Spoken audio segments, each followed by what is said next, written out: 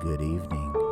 You've reached the dark side of the mountain. Welcome to Southside Paranormal with your host, DJ Nemo, bringing you top tier investigations. We look at things through history, through time. We look at mysterious hauntings, mysterious creatures, and things that go bump in the night. So strap yourselves in, open up your minds, and question everything.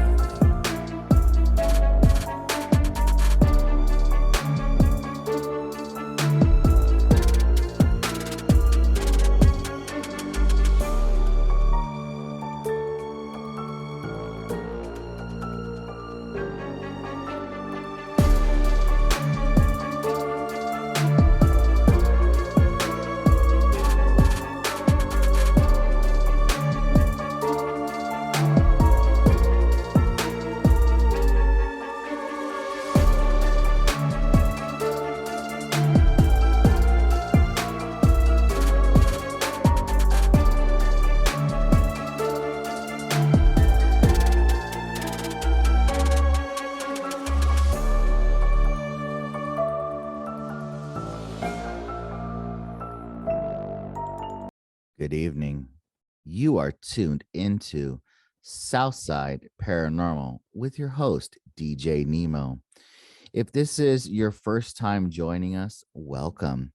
If you are a current subscriber, thank you so much for your love and support to our channel. We definitely appreciate all the likes that we get.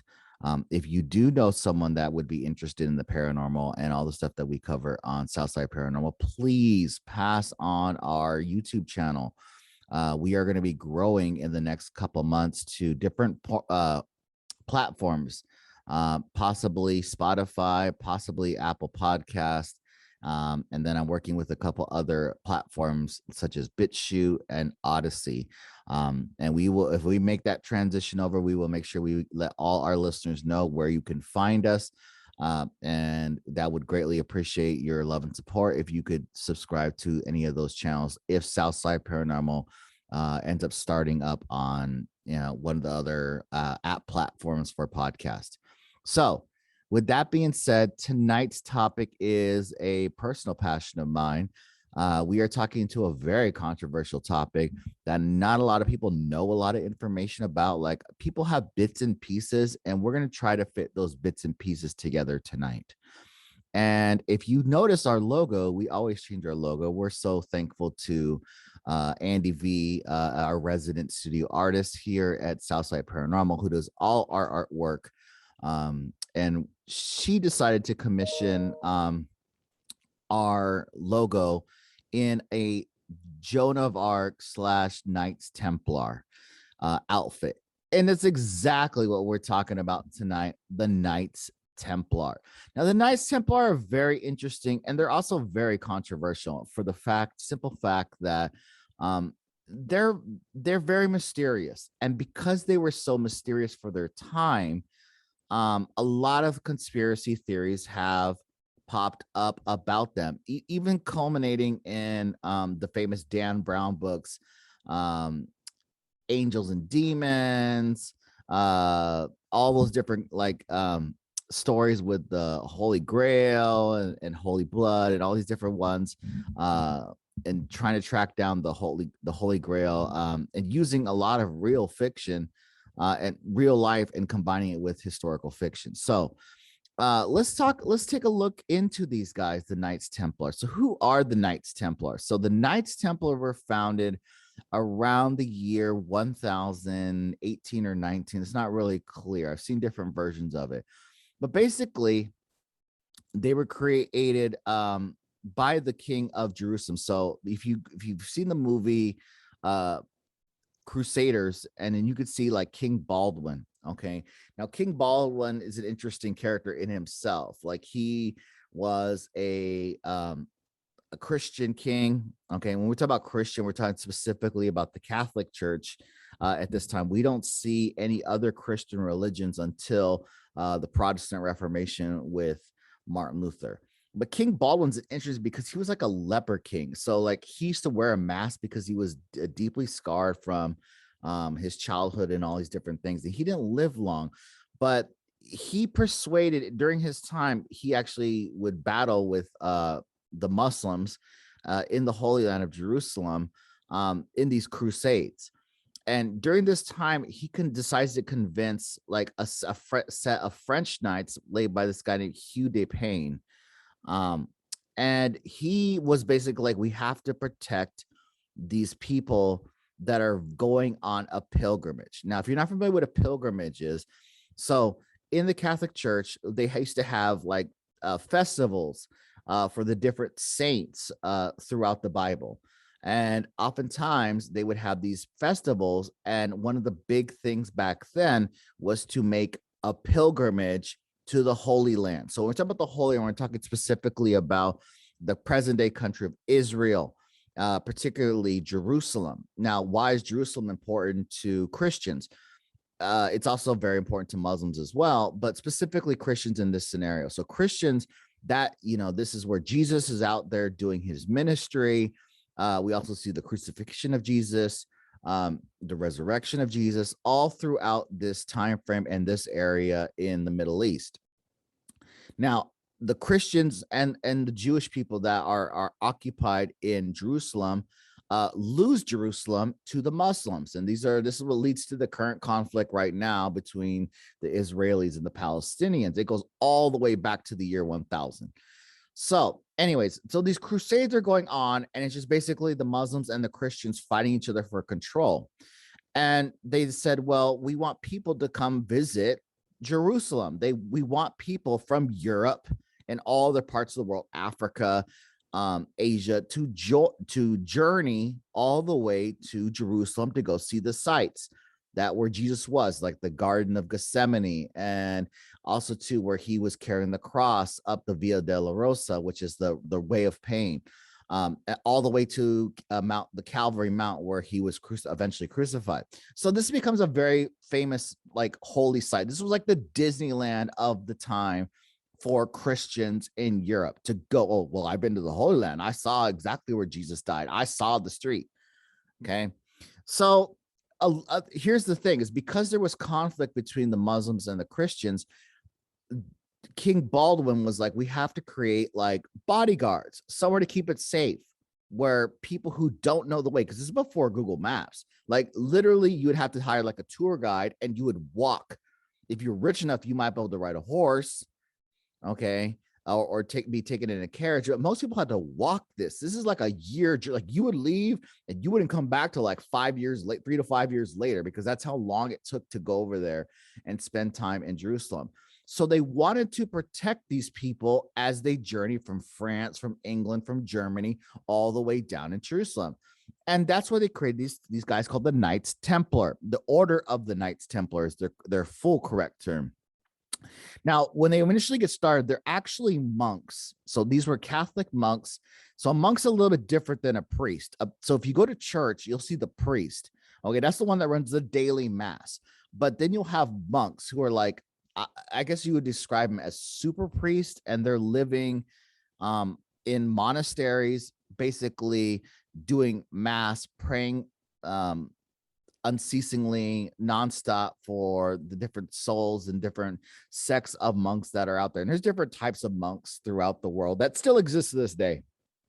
So they took some of these guys and they trained them to be knights, like full on knights. And then what made them significant is you could tell it was them. They used to wear like a chainmail with a helmet, and they used to have a white like top, and it would have a red cross, and the red Crucian cross was their symbol on the red on white, which was I was in the Knights Templar. And they would protect the pilgrims as they travel back and forth to Europe. Okay, they would protect them from getting attacked and robbed and all these horrible things that would happen to the people by all these different criminals, other rival groups that did not want the Christians to go to the Holy Land. Now, originally, because they were monks, okay, they observed the traditional monk values. So that included being celibate. So they weren't getting married. They weren't having kids. Okay, they weren't caught up in that. They also were to swore a vow of poverty. Okay, So that means that you're not supposed to take money from people. Okay. You were supposed to like adopt a life of poverty. Like hopefully people would feel sorry for you and they would feed you. You would only take enough money so that you would live. Okay. You wouldn't be out there buying like armor, and you would have to crash at different people's places and castles. And most of the time people would let you because they know exactly who you were, because you're this Knights Templar, which is these like special force knights, monk knights that are protecting people in the Holy Land. And it stayed like this for almost 1,000 years, these Knights Templar monks. Now, the thing gets crazy is because what ends up happening is they actually become the first banks. Now, what would happen was that people were getting robbed on these pilgrim things. So what they would do is they would meet with the Knights Templar and buy like credits, like a credit card. And they would say, okay, well, I'm going to turn in 100 gold coins to the Knights Templar. And they would give you a mark or a piece of paper saying that you deposited 100 gold coins in the Knights Templar bank back in England or France. And then you would only be carrying a piece of paper because it had your signature and it was all signed off. So you would journey, you wouldn't have to worry about carrying money. All you had to carry was the paper. So when you got to Jerusalem, you would go straight to the Knights Templar bank and say, hey, look, this is me. I deposited 100 gold coins back in France, and they would give you back your actual cash money. So it was like a bank. They would hold on to the coins. They might charge you 1 or 2 coins for processing. But because of this is like the first concept of a check, and having a check where they would sign it off like, okay, you deposited 100 gold coins. And then when you got to Jerusalem a year later, because that's how long it took to walk from Europe all the way to Jerusalem, that you would get there and say, okay, here's my little checking thing. Look, it was stamped by you guys. It was signed by the Knights in France. Okay, where's my money? And they became very profitable about this because they would charge you a fee once in France or England or Germany, wherever you put the money, and they would charge you a fee to take your money back out when you got to Jerusalem. And now you could buy stuff there, and then if you didn't spend all your money, you could redeposit it and then walk back and then get your money back out when you got back into Europe. So this has got them to become very powerful in Jerusalem. And because they were running the banking thing, they got money on these transactions. Because think about it. If you're having thousands to hundreds of thousands of people journey every year to the bank, and you're charging them 2 gold coins on both stops, that's $400,000 just in transactions. Okay. In gold coins. We'll use the concept of gold coins. And so they become very rich. And what ends up happening is that their little temple bank that they had in Jerusalem gets very, very big. And this is where the corruption and this we start seeing with the Knights Templar gets interesting. So they built this grand castle and they became very, very wealthy doing these little bank transactions, right? They're still protecting people as the journey, right? Back and forth. And people would make that journey at all different stops, and the Templars would protect you. Now, while they're in Jerusalem, they build this giant like castle near the Temple Mount. Okay, so the Temple Mount's a very sacred place in Islam. So they build this castle, and this is where the story gets interesting.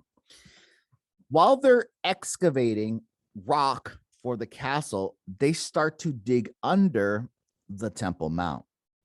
And what they discovered down there is what the controversy is, because they were digging down there, and according to the stories, they found the vaults of King Solomon's temple. Now you're like, who's King Solomon? So if you pay attention to the Bible, we have to go back kind of to King David. So in King David's time, okay, he had built a temple. He's the David of David and Goliath, right? Everyone knows that story where like David threw the slingshot and he kills Goliath, the giant, right? So after David becomes king and he falls, then we see Solomon take over, right? And Solomon's tries to run Israel, but it ends up being split apart in half into Israel and Judah.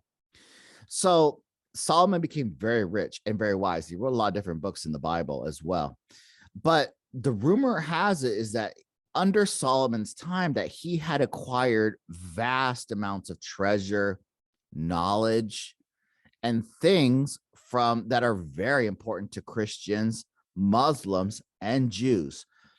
And so while they were, and he stored these in his temple. So when the temple falls, Solomon's temple falls, then you see like this stuff just goes missing in history for 1,000 and thousands of years until the Knights Templar pop into this situation. And while they're building this castle over there, they're excavating. That means digging underneath the Temple Mount, because they know they can't go in there because it's guarded by the Muslims, but they're digging underneath it. So it's like craziest thing ever. So like think about like the Muslims are up above in the ground floor. They're up there worshiping, doing their prayers to Allah, which is God, daily. And then right underneath their feet, the Templars are digging under there hundreds and hundreds of feet deep. And this is what becomes the controversy, because what they go down there, we don't know to this day what they found in these vaults of King Solomon's temple. Now, I'm going to get into all the different theories of what they think they found. And one of the very first ones is that they possibly found the Ark of the Covenant. Now, the Ark of the Covenant is very a fascinating item. So we're talking about Indiana Jones, right? Indiana Jones and the Raiders of the Lost Ark, the Ark of the Covenant. What is the Ark of the Covenant for my non-Christian listeners? The Ark of the Covenant is the vessel that was given to Moses from God at Mount Sinai, and he stored the famous 10 Commandments. Now, the 10 Commandments are in this ark. The ark goes missing, okay? And it's found again and retrieved under Solomon's watch. Now, here's the thing, is that they think that if the Knights Templar dug underneath the castle and found the Ark of the Covenant, that's a very important artifact, not only for Jews, but also for Christians as well, because we're talking about the Bible here. That's a major artifact. You're telling me that you found the ark that holds the actual 10 Commandments used in the Bible. That's a major find. That's one theory. The other theory is that they possibly found the Holy Grail. Now, people are like, what's the Holy Grail, DJ Nemo? The Holy Grail is, if you pay attention to Christianity, during the Last Supper, the Holy Grail was the cup used by Jesus in the Last Supper before he was betrayed and crucified. So, your old school Bible thinking says that, he's like, oh, take this bread and take this wine, and he's like, eat of my flesh, drink of my blood. He does that analogy, right? And that cup is very famous. If you watch Indiana Jones back again, we're talking about the third one, the Last Crusade. They go looking for this Holy Grail. And according to the people, is that this Holy Grail contained spiritual powers. Okay. And it's very interesting. We might have to do a subtopic episode on connections to the crucifixion, because there's a lot of items connected to the crucifixion of Jesus that were claimed to have spiritual properties. The spear of destiny is a perfect example of that. Unfortunately, we don't have the time to get into that. So we don't know exactly what was found in the temple, but what we do know is what happens next. And what happens next, since everything downfall for the Knights Templar, because immediately they go from like kind of rich to stupid amount of rich, because now you see massive donations from the King of France, the King of Spain, all these Catholic nations, Germany, England, all of them are sending massive amounts of money to this Knights Templar. Italy, okay, the Pope, they're all sending massive amounts of money to the Knights Templar, and they're becoming extremely filthy, like Jeff Bezos of Amazon levels rich. And how are they getting this money? You're telling me that they got this money from protecting people on these crusades to the Holy Land? That they got this money making small transactions from depositing the banking system? It doesn't make any sense. All we know for a fact is that they get caught up real quick in money and extremely rich. We don't know why they're getting rich. The theory goes is because they had one of these artifacts, whether it was the Holy Grail, what it was, the Ark of the Covenant, we don't know.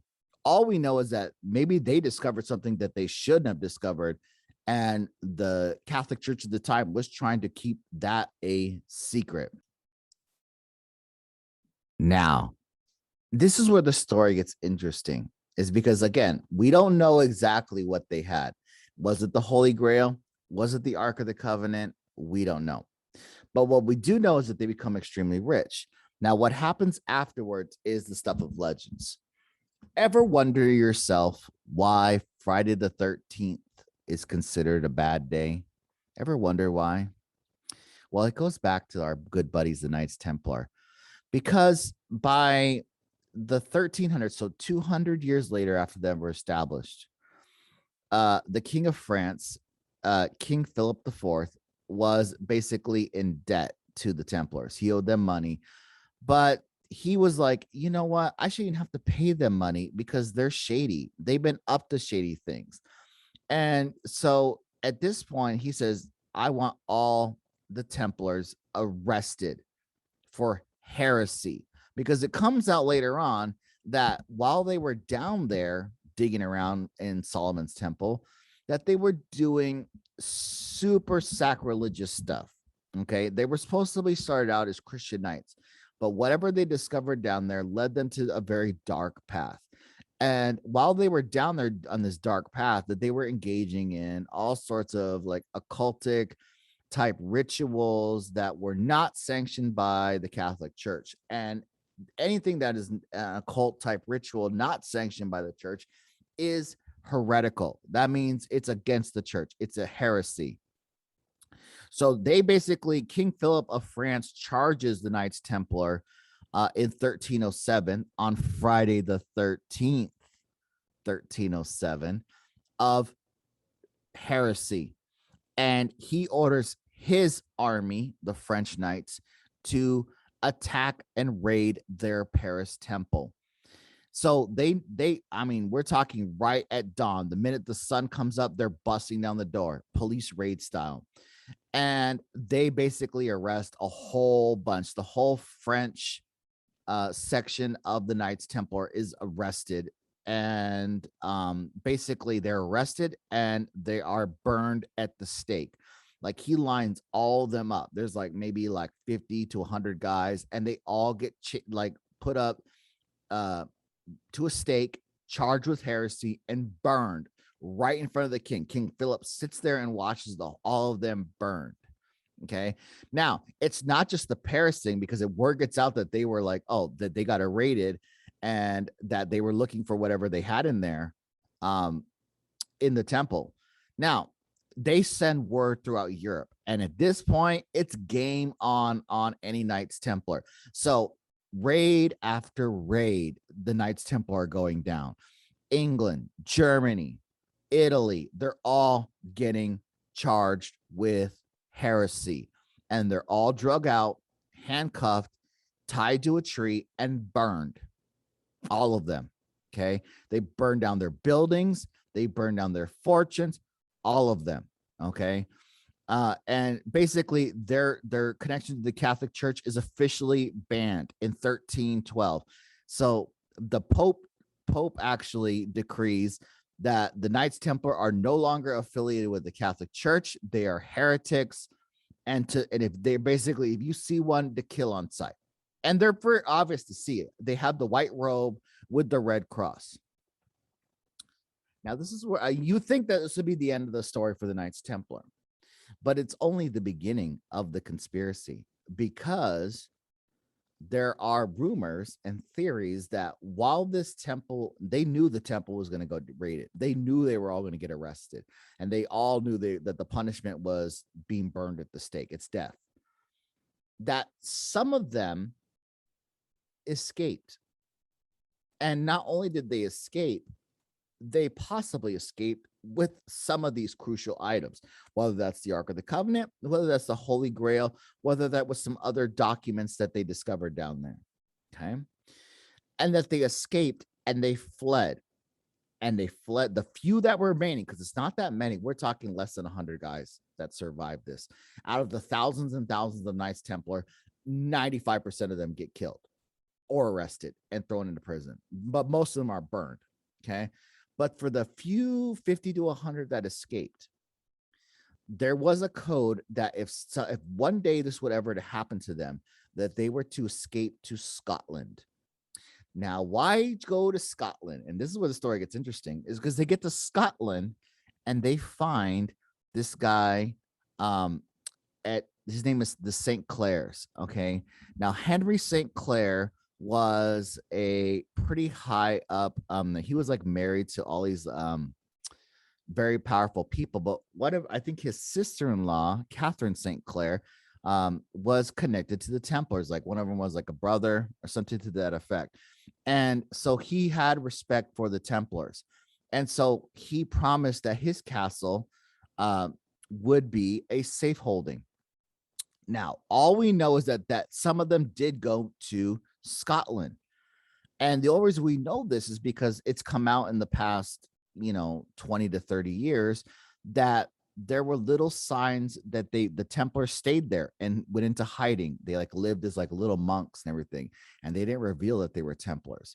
And they kept that sacred item, whatever the sacred item is, at this chapel there in Scotland called Rosslyn Chapel. And while they're there, they put little clues and they built little things into the paintings, into the bricks, into the pillars. And if you look at pictures of Rosslyn Chapel, I'm going to try to put some up at this podcast so you can see what it looks like. But if you look at pictures of Rosslyn Chapel, okay, there are little signs everywhere of the Templars, the little cross, words in Latin, because they would be able to speak Latin. They will also be able to speak other languages. Now they're in Scotland, they're speaking Scottish. Why would they be speaking Latin there? And like little clues in paintings, on the floor tiles, on the post and the church. And this is where the story goes cold, because they get to Rosslyn Chapel and we don't know what happens to them then. Did the artifact remain at Rosslyn Chapel? We don't know. You can go to Scotland right now and go see it. The last known thing we know of the Templar is that they have a huge battle because they get tracked down. So the King of England finds that they're hanging out in Scotland, the few remaining Templars there, and they get into this huge battle against the English Knights. Okay. And the people that were loyal to the Templars, this guy named Robert the Bruce and Henry St. Clair, get into this huge fight at the Battle of Bannockburn. And both Robert the Bruce and St. Henry Clare are slayed in this battle. And the few remaining Knights Templar decide to take their heart and then their other artifacts and take them back to Jerusalem, back to the Holy Land, and bury them in Jerusalem, because that's what they would have wanted. Because remember, the whole source of the Templars go back to the Holy Land. They go back to Jerusalem. So the few that remained and fought to the death, that the few that did remain and escape, took their remains and went back into the Holy Land and buried their body and their heart and all these other things. Now, as I said before, that's where the story should end, but it doesn't, because in the past 30 years, there is a very interesting place in Canada, particularly Nova Scotia, called Oak Island. And if you're familiar with the History Channel, there's a show called The Curse of Oak Island. And on this island, there is a mysterious treasure that's buried there. And it has all these clues. We could spend a whole episode on The Curse of Oak Island about all the different clues that are there. And a lot of people who are both into Templar lore and also into Curse of Oak Island lore, which is a separate theory to investigate, they think that whatever was at Rosslyn Chapel, that the few, and we're talking less than 10, escaped when that whole Battle of Blackburn went down, that even more of them escaped and they went to Canada. And why would they go to Canada? Because, well, Canada, at this part of Canada, is English speaking. The other half of Canada is French. And they would have friends over there. They wouldn't be known over there. Because remember, this is still the 1300s. And they're there. And they said, well, we can't keep just running forever. And so the rumor is that they took that sacred object, whether that's the Ark of the Covenant, whether that's the Holy Grail, we don't know, or whether the documents, we don't know, that they buried it and booby trapped the whole thing, because people go looking for this item and there's all these like pitfalls. People have died, like 7 different people have died looking for this treasure since it was discovered there in Oak Island. And they flooded the chambers. It had secret pitfalls, sand traps, water traps, all these different crazy things that like only a master engineer would build. Someone that had the knowledge, like a Knight Templar who already knew how to build stuff from excavating in Jerusalem. They would have the know-how to build something like that. And that's where unfortunately we have to end tonight's episode, because like I said, we can go down a whole different ball game with all these different theories. But that's something for you to look into. Look into the Curse of Oak Island. Look into Rosslyn Chapel. And if you found tonight's story interesting, definitely go look at Dan Brown's book, okay? The Da Vinci Code, Angels and Demons. Those are all great historical fiction about the actual Knights Templar, what they were doing down there. Again, as we know of right now, the story is that they were digging down there. What they found, I don't know, remains to this day, but they are very fascinating individual. And their story is very fascinating because there's so many like, wow, really? That doesn't make sense. How could they get there? Wow. How did they all start getting really rich? How did that happen? Why are they getting chosen heresy? Why are they all getting killed? Why are they escaping to Scotland? It poses so many more questions that we don't have the answers to. And this is something for you to look at and investigate. And I'm hoping that maybe we can expand on this podcast and do a part 2 to this episode if it's really popular. So I hope you learned lots, and I hope to see you in the next coming weeks for the following mid-season finale, because we are having a mid-season finale for season 3. And we thank you for your love and support. And then again, as we always say, stay safe, be strong, and we will see you on the dark side of the mountain.